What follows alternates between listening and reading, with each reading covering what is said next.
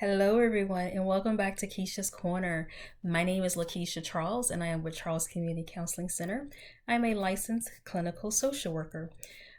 So this channel I've started is really just to give people motivation, information, education for those that may not have the time or the resources to be able to go sit in front of a therapist.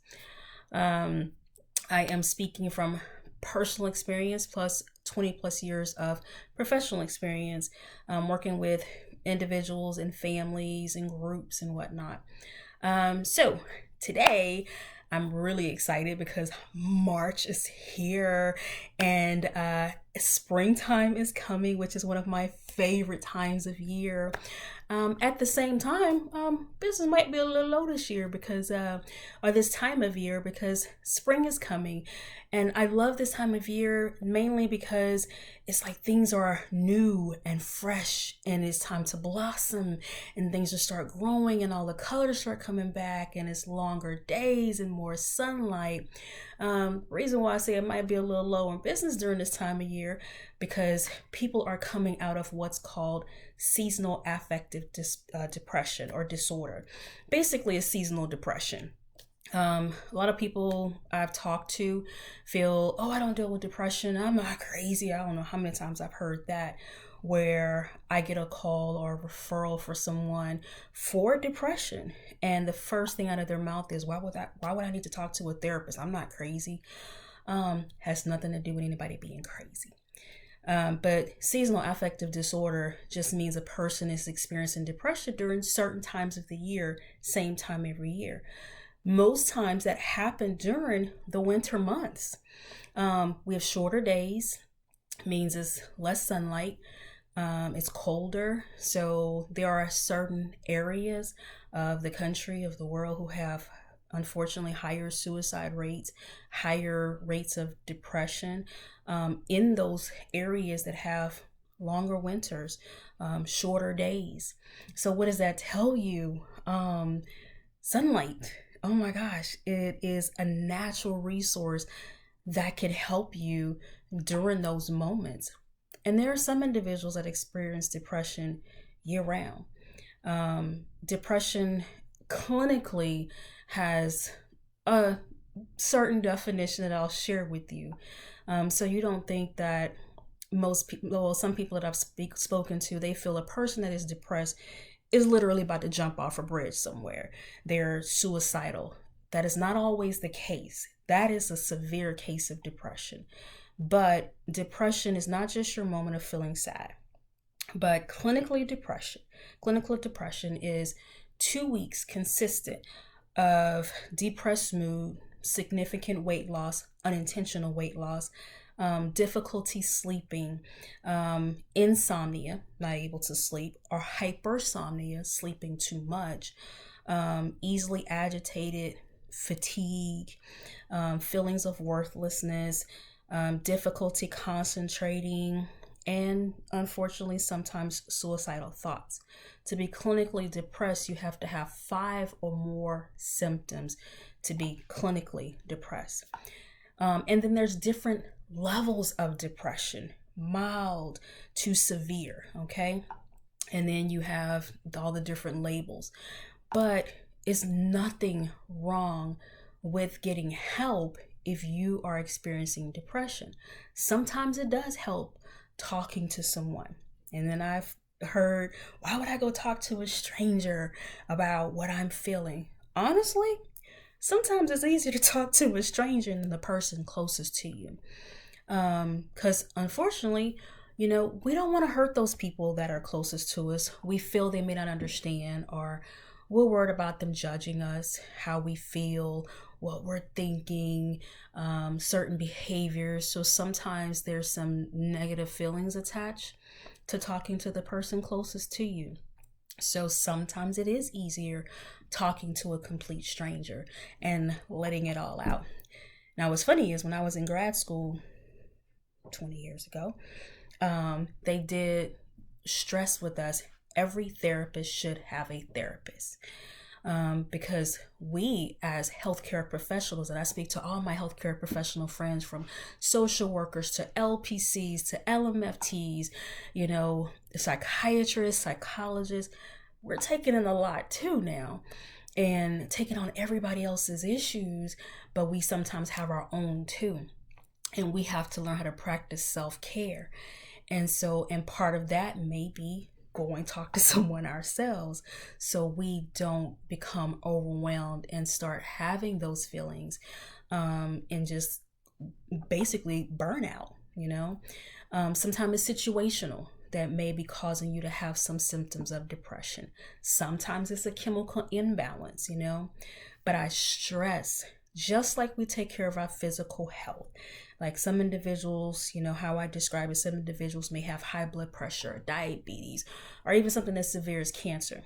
You will go to your doctor, you will take your medication, you will do whatever treatment regimens they tell you to manage your physical health. We have to do the same thing for our mental health. We got to go to the doctor if we're not feeling well, or to the therapist, or to the psychiatrist, whatever your choice is, depending on the severity. We have to take medication if medication is for you, if it's depending on the severity.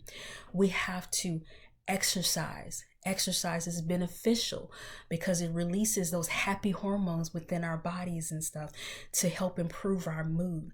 We got to get sunlight, to help recharge us and improve our mood. We got to drink water. We got to take in the proper nutrition. Did you know there are certain foods that actually help with your mood? And there are certain foods that actually will tank your mood too. Have you ever ate something and just ate yourself sick because you was depressed and then you felt even worse after the fact? There's a reason for that, we have everything we need to help ourselves, and our bodies were beautifully created to help ourselves and to heal ourselves mentally, physically, and spiritually. But we got to do our part as well. So I encourage you not just to take care of yourselves physically, but also to take care of yourselves mentally. Take a step back, take a break. As a parent, you want to take care of your children. You don't want anybody. There's so many things going on out there, and you feel, sometimes feel guilty taking a break from your kids. But you might need to take a break from your kids to prevent from hurting your kids, okay? So, because the easily agitated feelings come in, the insomnia or hypersomnia comes in, feeling worthless, the guilt, not sleeping, just weight loss, weight gain, unintentional, chronic fatigue, all of these symptoms set in, and we're trying to figure out where it's coming from. As women, especially Black women, we're taught we got to be strong, you got to keep going, and this, that, and the other.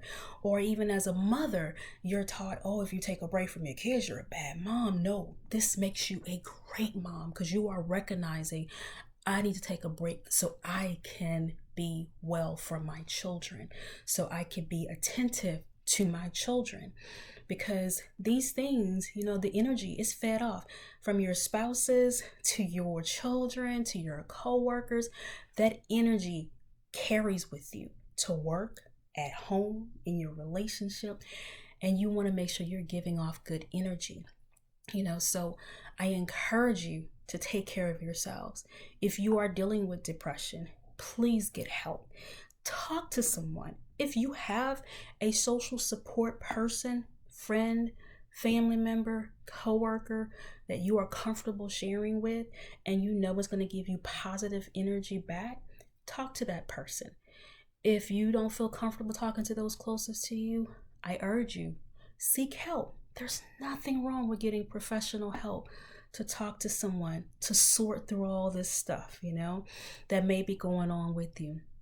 If it's severe and you just can't shake it after talking to someone, after putting in the work to help improve your mood, then maybe medication might be for you to help with the chemical imbalance for now. But I also encourage you, springtime is coming. Daylight savings time is about to change the clock again, so we're going to have longer days again.